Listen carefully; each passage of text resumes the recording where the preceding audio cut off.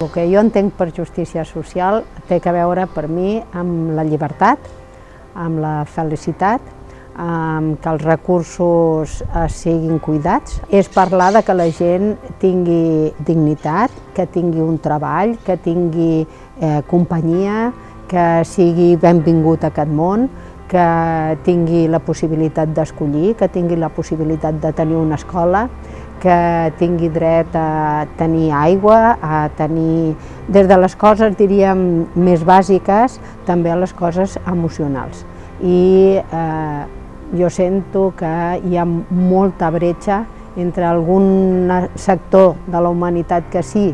té més accés a la justícia i la gran majoria del món que perquè aquests puguem tenir aquesta justícia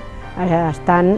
permanentment amb una injustícia. La manifestació més gran de la injustícia social és quan a la gent se la fa sortir de la seva terra i moltes vegades una cultura vol